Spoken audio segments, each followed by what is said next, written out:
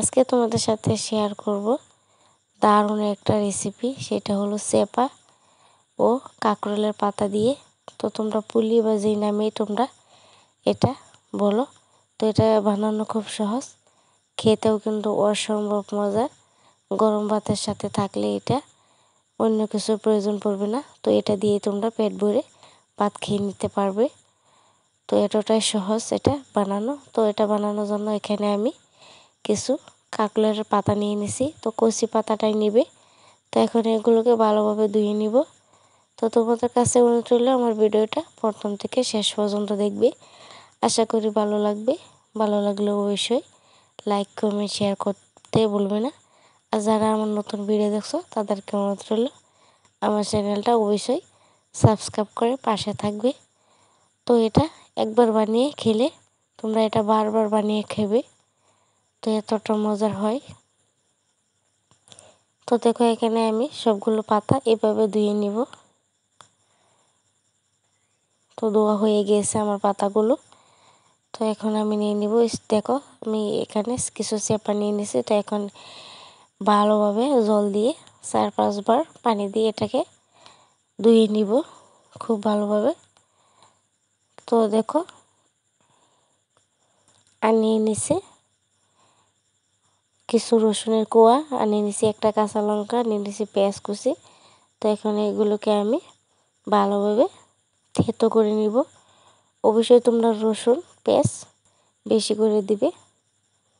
তো রসুনটা দিলেই বেশি করে খুব ভালো লাগে খেতে। তো এটা দেখো থেতো করা হয়ে গিয়েছে।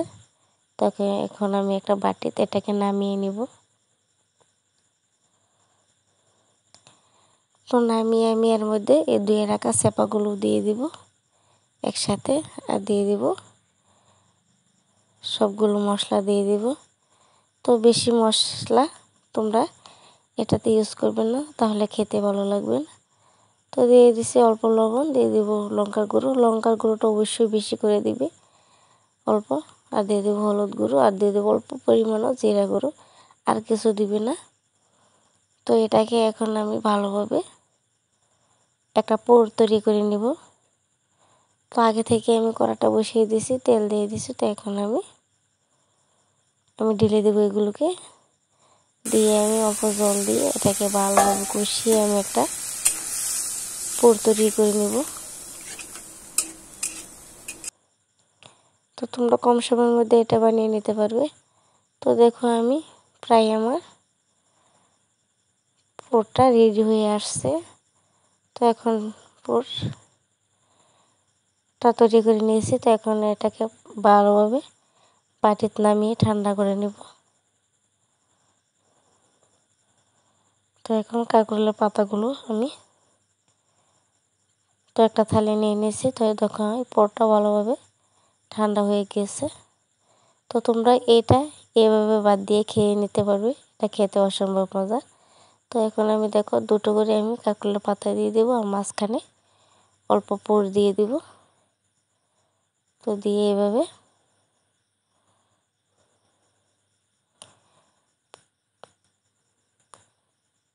তো আমি এভাবে একটা একটা করে রেডি করে নিব। তো পরে তোমাদেরকে বাস করে দেখিয়ে দিব। খুব সুন্দরভাবে এটা তোমরা বানিয়ে নিতে পারবে। তো দেখো সবগুলো আমি নিয়ে নিছি। তো এখন এইভাবে বাস করে নেবে। তো এইভাবে বাস করে নেব।